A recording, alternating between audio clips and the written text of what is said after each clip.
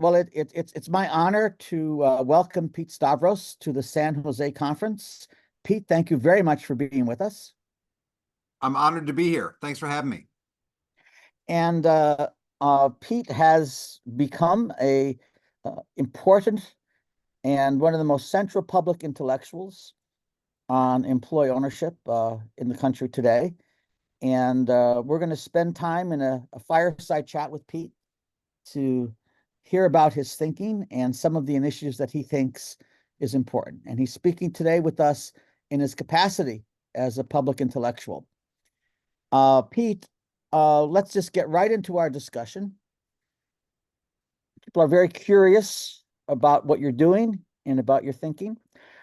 What do you think that why do you think that the financial sector is more open to employee ownership at this point in American history? Some people think that it's ironic or might not fit. What has changed in terms of leaders in the financial sector and society more broadly to make this happen? Because something is happening.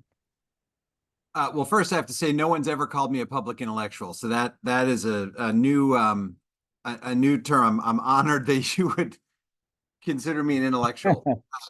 So I don't know. I can give you some guesses. One of which is that it is, and I should say before going into why maybe there's more openness to it. We've made some headway, but I wouldn't overstate it. We've made a little bit of progress, but heaven knows we got so much more to go.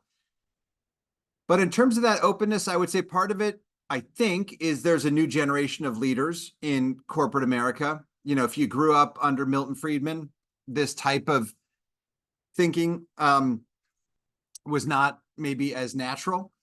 And so if you're now a newer leader in corporate America, having grown up in a bit of a different time, then maybe coming into a leadership position in the 1980s, early 90s, it is a different culture today. That's probably a little bit of it. I would say a little bit of it could be, there was a real effort during COVID. A lot of things dawned on people as it related to the fairness or unfairness of the economy. Racial equity and a lack of equality of opportunity really dawned on folks in a significant way. The unfairness of the economy and how it's set up, where frontline workers, had to go to work. They couldn't work remote. They were risking their health to keep parts of the economy going. So that's probably a little bit of it. And although there's a bit of an ESG backlash, I think some of that has sustained. Populism politically is new. I think that's one of the reasons why this is particularly popular politically today. And then I would say people are desperate for solutions. When I spend time in Washington, D.C., retirement security is a problem. Obviously, wealth inequality is a problem. The lack of productivity growth in our economy is a problem. The high quit rates, the low levels of financial literacy, there's lots of issues, and people are looking for new solutions. Even labor advocates who would have traditionally been focused on just old ways of organizing and just worker power are recognizing, hey, we need new models. It can't just be that. That's not going to get us where we need to go. So I wish I had a more crisp answer for you, Joseph. I think it's a lot of things that have changed and continue to change. And, I think hopefully it'll keep us going in a better direction. Well, obviously, we're talking about how the river is moving while we're rowing in the river. So I understand that's a phenomenon here. But let me just push on that a little bit. I think there is a perception that people at the top of the economy or in Wall Street, don't care as much and such. But what I hear you saying is that as you have conversations in various sectors, there is worry and concern about some of these broader economic issues. No doubt. And I would say, and this is something I'm interested in studying further, but as you know, and we've talked about a lot, the actual ownership itself is only a part of the puzzle. in terms of creating the right culture and getting workers to have more of a say in their daily work, more input into how the business is run, feeling more included, being kept up to date with financial information, looking at the same metrics that the leadership team is looking at to understand how the business is doing. It's all of that stuff taken together that changes the culture, not just, hey, here's some stock. Because, if we take ESOP as an example, an ESOP for a young worker is so distant, they may devalue that. So if it's only stock, I think it's tough. The broader program, I think, is the way to change the culture and to make workers feel included and respected and trusted and a part of the organization. Now, here's my point in all this. The CEOs who do a great job of creating those cultures come at it from the perspective of they really care about their people. They're not coming at it from the perspective of, if we give some stock and do some of this stuff, maybe I can turn a couple more dials and we can get a little productivity. And so it's almost ironic that the ones who don't think that way get the most productivity and the most out of the program. It is those CEOs who, have this kind of genuine concern for their people, this sense of responsibility for their people and lifting up the least fortunate among them, among their colleagues. That's actually where I see the biggest return on employee ownership, not the ones who come at it in the more transactional sense of like, here's some stock and what can I get back? That's really interesting because if you look at the CEOs from literally from the 1880s to the 1950s, who were first with broad-based employee ownership, equity compensation, profit sharing, and you read about them in their biographies, this empathy issue that you are putting your finger on does come through. It's interesting that you have now reobserved this in the 2000s. And I'll give you an example. So there's, as an investor, every so often you see a company that generates kind of like an astonishing return. So not a little bit better than the market, but like a mind-blowing. I was just with a CEO the other day who their stock has gone up 300-fold since 2008. And what's interesting is, again, it's not that there's some special competitive advantage inside of the company. It's the culture that this gentleman created. And here's let me get to the example. There's a company called Insight Global that is a staffing company, which I consider to be one of the all-time worst industries. Staffing is like you're finding folks who want some temporary work. You and many other staffing agencies are talking to them, and then you're going to the same corporate clients, basically trying to mark up their labor. Like, we'll pay you $20 and then I'm going to go charge $24 for it. Sure. Very hard to differentiate yourself. It's a very tough business. This guy who built this company, Insight Global, his name is Bert Bean, and over 14 years in what I consider to be like among the worst industries I've ever looked at, he took the business from about 40 million of cash flow annually to like 600 million. And that's without acquisitions. Organic growth, 14 years, 40 million to 600 million. He created, I don't know what, $8 billion of value. Wow. So how in the world did this guy do this in this terrible industry? And so as I've gotten to know Bert, and by the way, everyone in Insight Global has employee ownership. It's all of the workforce participates. And so when you dig into it, it's basically the mission that he's created, which is super genuine. My eyes always glaze over when people tell me about mission and purpose. But for this guy, the mission of Insight Global is we are going to help people who are disenfranchised get a leg into the workforce. That's why we exist. I see. And so you kind of hear it and you're like, yeah, that sounds nice.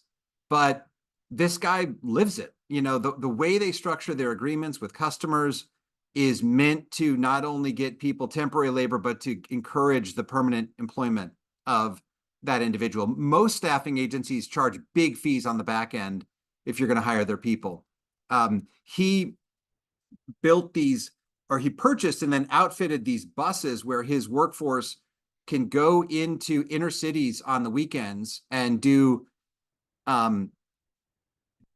charitable work, and basically teach people how to write resumes, how to interview, how to make a good first impression, how to shake hands and make eye contact. And they make no money on that, and the workforce is dying to do it because that's why they're there. And so what this all results in is he gets the best people.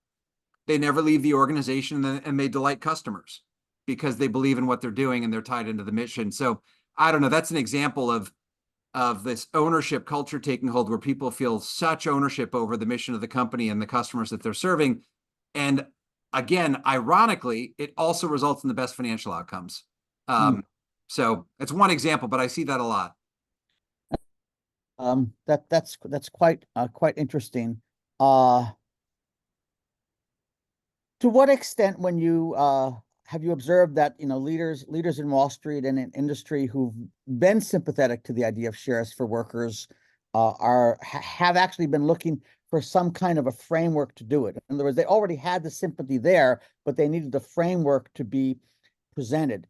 And so, you know, maybe not much has changed inside them or the outside environment, but the framework moment changes their actions. How do you think about this idea? Yeah.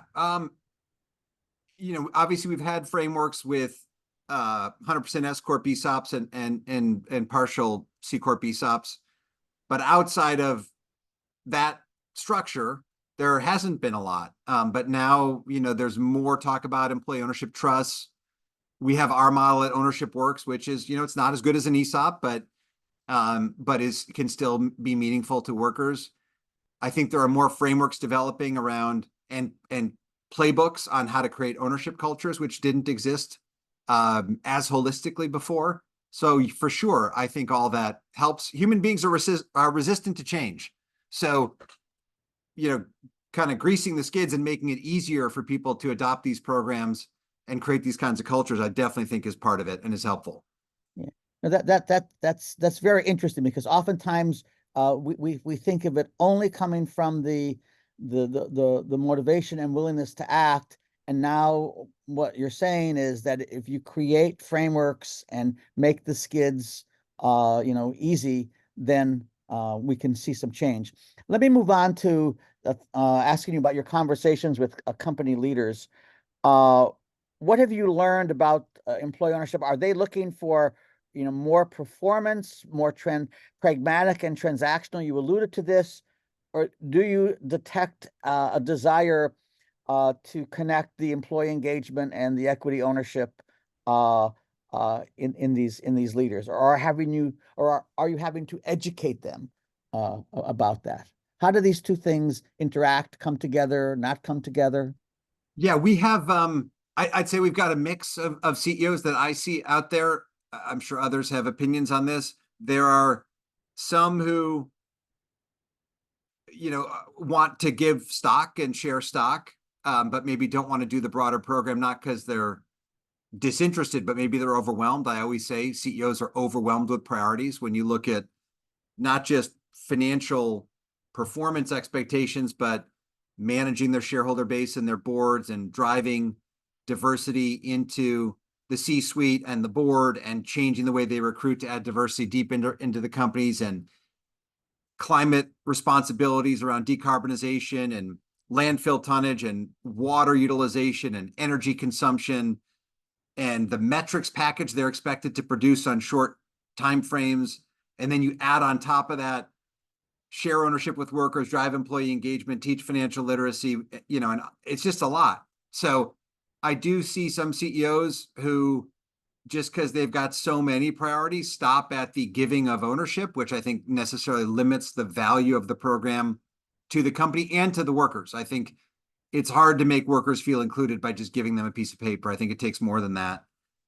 And then to your point on transactional, I see different, some CEOs are doing it because they think it's the right thing to do, and some CEOs are doing it because they think it can improve performance. And as I mentioned earlier, this is just anecdotal, but my observations are that the ones who are doing it for performance, that's why they're doing it, I oddly see it not working as well.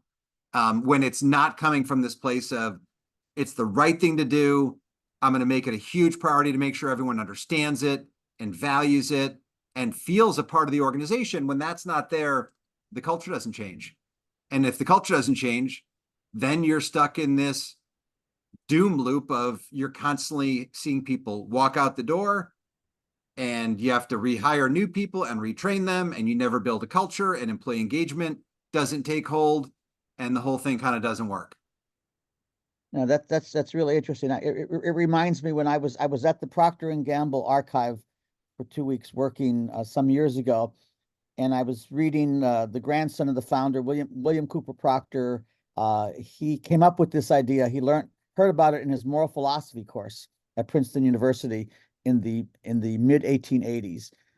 So he went back and he ended up taking over the firm from his father. And initially, he was very influenced to do this because he thought it was fair and the right thing. They had profit sharing, but they used the profit share to fund employee ownership at Procter & Gamble. And I was going through his journals, and he started observing what was happening inside the factory. And lo and behold, he was observing changes in behavior. So a light went off on in his head. And he said, well, there's sort of a culture change going on here in addition to the ownership. It was really interesting to see how his mind changed, and evolved. And then he did a lot of other things with that program. So let me go over to the initiative that you have been working with KKR and the private equity world through Ownership Works, which is a nonprofit you set up to carry that forward. So this has gotten known more through your 60 Minutes interview and your TED Talk and your Freakonomics interview. How do you see the private equity initiative per se evolving over time? And then what's the next step after that approach? Yep. So Ownership Works really was not set up, and the intent was not really to be like, well, this is a private equity effort. I mean, the opportunity with private equity, which I acknowledge has its issues. But the opportunity is that private equity is a very efficient and effective governance model and an efficient way to cascade change. So to give you an example, if I work with an individual company to convince the CEO to share ownership and help them structure the program, get the board comfortable, get their shareholders comfortable, help them communicate it, that could take a year. And might impact, a couple thousand workers, which is great. But if I could get a big private equity firm that across all of its companies might have 1 million employees, there's really only a couple of people at the top of that private equity firm that have to say yes for them to then start figuring out, well, how are we going to cascade this across our hundreds of companies and million workers? That's the opportunity with private equity. It's not so much that Ownership Works is really meant to help facilitate ownership in private equity. That is a way of quickly driving this. And so that's why I see a clear path at Ownership Works to impact millions of people because of this consolidated nature of decision-making in private equity. But we're still, we're doing a lot of work with public companies. I think you'll see more big announcements from big companies that we have either, quietly worked with or influenced to do this. You've already seen some big public companies come out with kind of surprising announcements. I think there'll be more of that. And we're doing a lot of that work. Sometimes we'll be officially a part of it. Sometimes there'll be more in the background. Sure. I think you'll see more investors in the public markets and in the private markets start to demand some of this. That's happening right now. I was with one of the largest allocators, a pension fund in the country today, that this is going to become a part of their questionnaire. When ever a fund comes to them for money as an investment in their fund, one of the questions is going to be, do you share ownership with workers? And that was part of the theory of change at Ownership Works when I started. Sure. Was, there's a lot of things we're gonna try and do. We're gonna try and create peer pressure. So we're gonna try and create a bit of a domino effect where if enough private market investors start doing this, others will naturally follow. We're also going to try and create some investor pressure. So go to where they're getting their money, convince those investors of both the societal need for this and the opportunity to improve performance with this and get them asking questions. And then going to, I've spent a lot of time with labor unions who historically have been a little bit wary of employee ownership, because if I'm a union and you want to give stock ownership to workers, well, those are my members. They're not your employees. Like I staff your company. They're my union members. I'm not sure. I'm not so sure I want them having stock ownership in your company.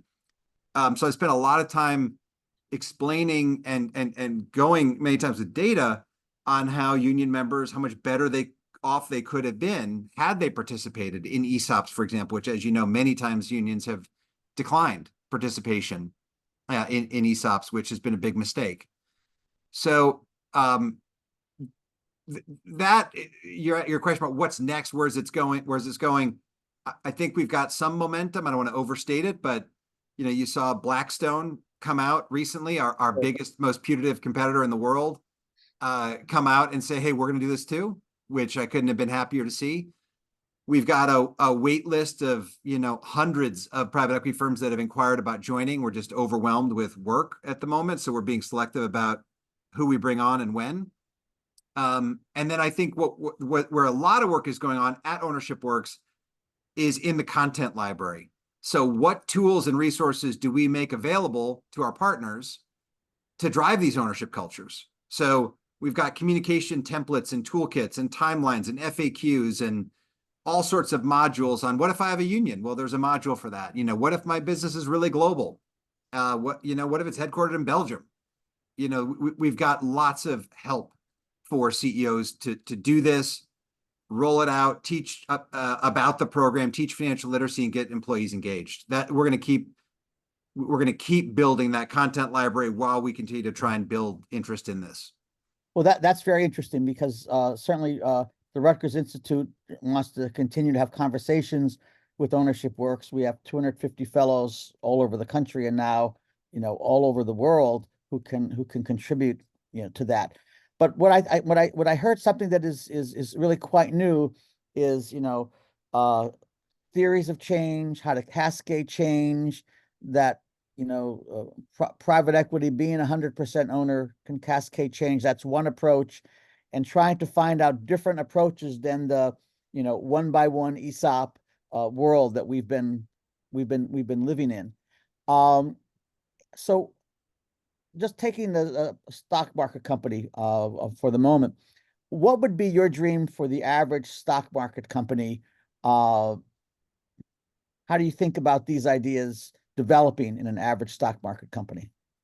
And when you say stock market, you mean like publicly traded business? Publicly traded, yes. Gosh, it's a great question. I think about that a lot.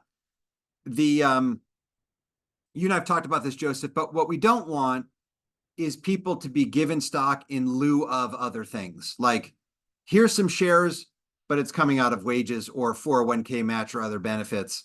Sure. And with a public company, because it's liquid and the price is so transparent, I worry the most about trade-offs when it comes to public companies. So that needs to be really carefully thought through. I wish I had a great answer for you. But the dream would be that whether it's public or private,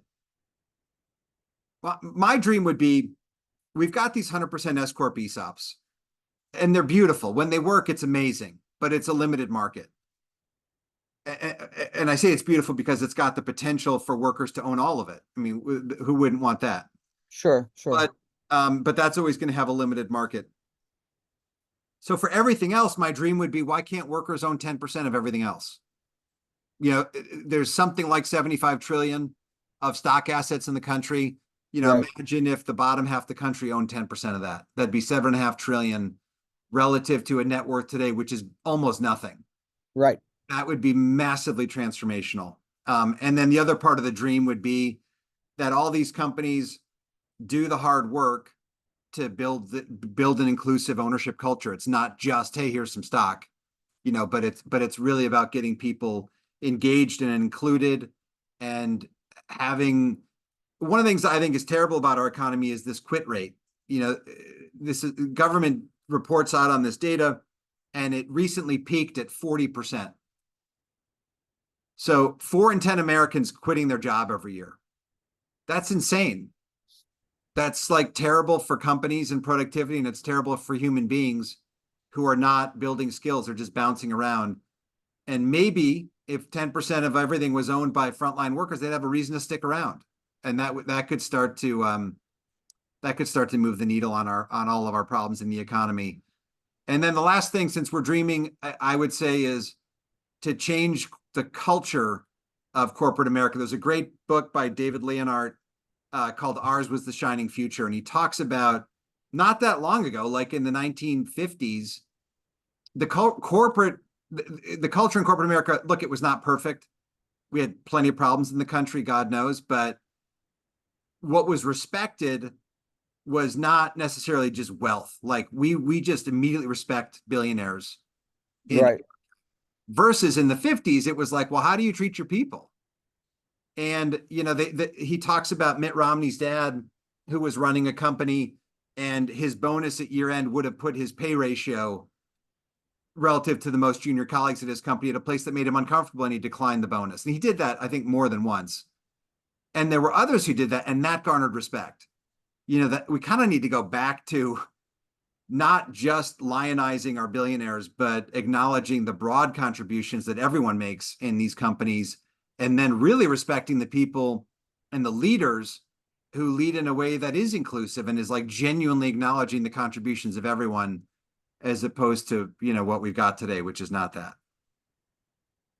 Well, that's really interesting, because what you are saying is that maybe there's a change in ethos about corporate leaders, and a change in the character of corporate leaders happening as a result of this interest in employee ownership, connecting to these bigger questions.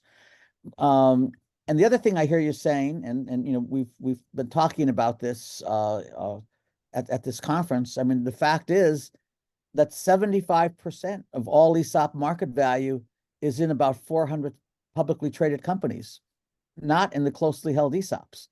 And so, you can get $180,000 in wealth accumulation by owning 100% of a small manufacturer that's closely held, or in a company, a large energy company, where the ESOP holds 2% of all the stock outstanding. And to a great extent, the ESOP world has missed this, and you're putting your finger on the publicly traded company as, again, another cascade of change, approach. Well, it's your data that shows it, that you put your finger on it. I think sometimes maybe in our employee ownership community, we can get too hung up on ideological purity. Like the 100% S Corp, as I've said a couple of times, like it's beautiful, it's amazing, but it's only one way, and it's very small, and it's for very small companies. It's awesome, but it's not going to change. It's not going to change the economy. And maybe we don't need to get so hung up on purity, and more, let's focus on impact. And maybe the way to get the greatest impact right now is to make sure workers get a slice of everything. Doesn't need to be 100%. Sure. And your data shows that's probably a path to getting more wealth into people's hands anyway. Let me push on the closely held business, because here's a different reality. What is your vision? What is your dream for closely held businesses and the employee ownership idea? Well, I think it's kind of similar for workers to get a slice of everything, whether it's public or private.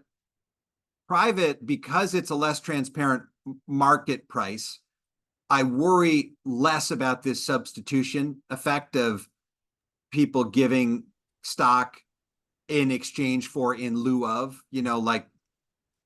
like in the public company example, as opposed to getting people cash 401k contributions, giving them company stock. Like, I don't know if that's a great idea, because it's levering people to the success of their employer, and they're already pretty darn levered to the success of the employer. In the private market, I worry about that less because the pricing's not transparent, it's illiquid, and workers would never tolerate it. If you went to a worker and said, "Hey, good news, your wages are down 10%, but here's some illiquid private stock that, I'm Right, just telling you," they'd say, no way, I'm leaving. right. I'm going to go across the street for the same wage or better. So private companies, I think, will be a little bit easier, in my opinion, to do this in a way that is not substituting. And I would hope, you asked about the dream, why can't workers own 10% of every private company in the country? There's got to be a way to do that. That's interesting because the environment certainly of ESOP transactions has been for the 30% majority or 100% transaction, and yet there's a ton of public companies that could deliver wealth to workers. Let me go off in another direction and ask you, broadly, what kind of new policy initiatives that we haven't thought about, are on your lab table right now? Well, you mentioned the 100% S corps, and you mentioned partial C corps there for a second when you talk about 30%. The 100% S corp model, where it works, is super effective, and we should celebrate that and protect that. The partial C corp model really is not working. If you look at the data, S corps, 100% S corps continue to grow, not at a rapid rate, but they're growing, and the partial C corps, are rapidly declining. And the partial C corp has a much bigger market opportunity because most of corporate America resides in C corps, not S corps. Most of the dollars Sure. certainly reside in C corps, and not every company wants to sell 100%. Not every company that is looking at ESOP wants to, or is willing. Not every owner is willing to take partial liquidity up front and then a seller note for the rest, which, as we know, are how the S corps are formed. Sure. So the opportunity, to my mind, and the policy that we need to really look hard at is how can we reinvigorate the partial C corp ESOP? That's a massive opportunity. And in reinvigorating it, we're going to have a bit of a stronger tax incentive. So if you look at it right now, if you're a C corp and you give $100 of stock to workers, you only get 25 back because it's, with a 25% tax rate, you deduct it and you get $25 to give up 100. Sure. No one's doing it. And there's obviously, as we know, a lot of litigation risk. So we need to come up with a safe harbor that is market determined. I sadly don't think this idea that we all force the DOL to promulgate rules around fair consideration, I don't think it's going to work. I don't think you can put on a piece of paper how to determine fair value of a company. All these valuation experts, wouldn't have jobs if it were that easy. And, we're going to need, I think, some other tweaks to resurrect the partial C corp ESOP. But that, to me, if you go back to the dreaming, like how could we get workers to own 10%, to pick a number of every company in America, I think having a viable partial C corp model, is one thing we should explore. So that's interesting. Even though you're known for using more broad-based equity compensation approaches, stock and stock options and such, with the private equity initiative, it's clear that you're talking about a C corp ESOP initiative with larger and higher market value companies as another policy direction to consider. Yeah, I'm very proud of, Ownership Works and what we're doing. We're not going to change the economy with this. If we knock the cover off the ball at Ownership Works, we'll impact 2 million workers, which is great. I don't Sure. want to sound like I'm not appreciative of all the work that's going on there and not proud of it, but that's not going to change the economy. If there just aren't enough CEOs and owners of companies who will make the leap around employee ownership without a tax incentive. I mean, it's just not possible. It's not going to happen. We need the government to support this, as they already do with ESOPs, but we need the partial C corp ESOP model to be more attractive. I think that's the only way. That's how we're going to get, I don't know, 50 million workers who have stock. Sure. That's the way. It's not going to be ownership works as much as I wish it were. We're not going to change the economy without help from the government. It's not possible. Well, it's interesting. If one looks back into American history, there were a lot of experiments by individual CEOs from about 1880 with Pillsbury and Procter and Gamble, and they were happening on a person by person basis, often related to the character, even the religion of the CEO. And then all of a sudden, we had the introduction of the personal and corporate income tax. And it wasn't Washington that invented tax incentives for employee ownership. Companies and CEOs that were doing it went to Washington and said, if we're doing this, how does this mix with this new demand on us for corporate taxation? And after that, after both groups figured out a way to resolve that issue and get tax incentives, you saw a big jump in employee ownership. So that has already happened Wow. once in American history. Wow. Very Yeah, cool. yeah. So we focused on employee ownership. Can you discuss some of the other responses to wealth inequality that you're hearing as you're having broad discussions on the wealth inequality issue? And why did you select employee ownership as the horse to ride? Okay, so in terms of other possible responses to wealth inequality, there's taxation, obviously. There's worker power and organizing. There's education, upskilling, worker training. There's a whole list of things. I would say, if you pick like worker power and organizing as a way that's often talked about. Well, I won't even go down that path. I'll just say you could have had all of these things other than if you had a marginal tax rate on capital gains that was, 95%. Other than something extreme like that, we'd still be in this mess of whatever it is, Joseph, three Americans, Bezos, Buffett, and Gates probably have more wealth than half the country. There's really nothing you could have done to stop that other than more broadly distributing the ownership of the companies that those guys had ownership in. Unless you would have had even the 95% marginal tax rate, it wouldn't have done it because these guys rode the stock for all these years. They weren't selling. So you'd have to have a 95% marginal rate on unrealized capital gains. Sure. So acknowledging that politically that's probably never going to happen, I think that the only way to not have gotten to this point that we're in now would have been to have more broadly distributed stock ownership. I see. Which is what attracts me to it. There's a lot of stuff going around worker power and organizing that I think is interesting. I won't bore you with all of it, and I'm sure you and many of your colleagues follow it, but I think the sectoral bargaining stuff on the West Coast is interesting. If you look at what's happened with fast food workers getting $20 an hour in California, organizing really through state action, not traditional bargaining and organizing, 500,000 workers. It's a big deal. I think we'll hear more about that. You're seeing the government take action to try and do things that could help with wealth inequality, blocking mergers, being tougher on antitrust, getting rid of non-compete agreements. There's a lot of stuff going on. I think ownership is the most promising. It's not going to, on its own, solve all of our problems. We're going to need changes around taxation, worker power, training, upskilling, all the things we talked about. But I think ownership is the most interesting. And I did not survey the landscape as a younger investor and say, well, this is the one. I just fell into it. My dad talked about it when I was young. And the first job I had as an investor, I worked on an ESOP, a company called Gleason Corporation. This is, many years ago in Rochester, New York. And that fascinated with me. And then, as you know, 25 years ago at Harvard Business School, I had a chance to really go in deep into the history of ESOPs and employee ownership. And that's when I met you.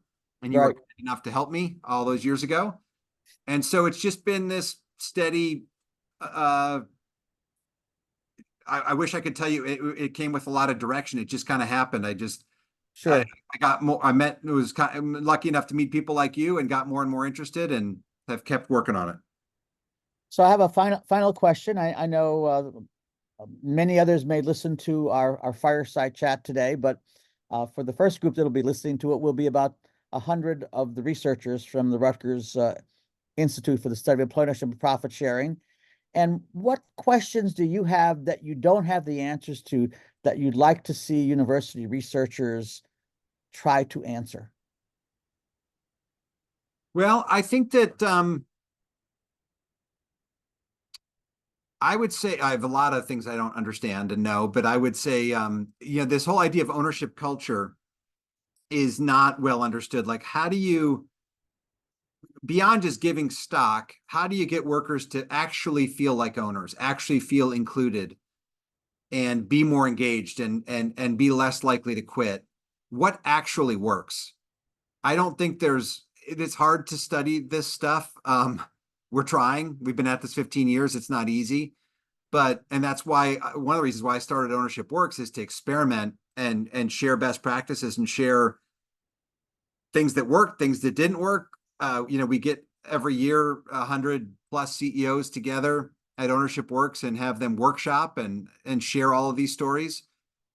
And there's a lot of anecdotes, and I could tell you, a number of them. I already mentioned this idea that leaders who have deep empathy seem to do better in creating these ownership cultures, but getting data and running experiments and really figuring out how to do this well, I think is going to be really important. That will help this movement, scale. So that would be one example, but